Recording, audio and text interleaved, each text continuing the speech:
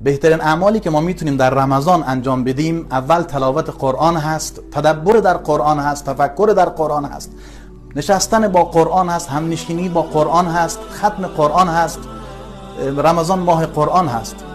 نکته دوم، بیشتر اهمیت دادن به نماز جماعت هست، بیشتر به مسجد آمدن هست، نمازهای سنت رو پایبندی کردن هست که باز در رمضان فرصت مناسبی است برای حضور در نماز جماعت و سنت‌های قبلی و بعدی خوندن و خود را عادت دادن به این سنت‌ها.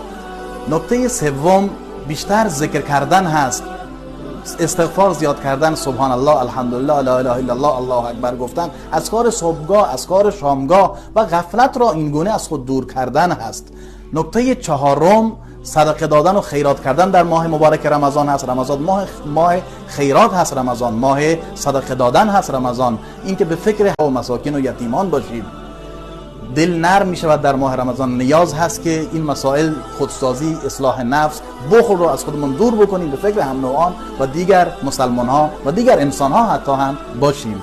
نکته پنجم، اعتکاف در رمضان هست. از بدایت و آغاز رمضان برنامه ریزی بکنیم، روزهایی رو برای اعتکاف و نشستن و ماندن در مسجد که فضیلت خاصی دارد اعتکاف در ماه مبارک رمضان.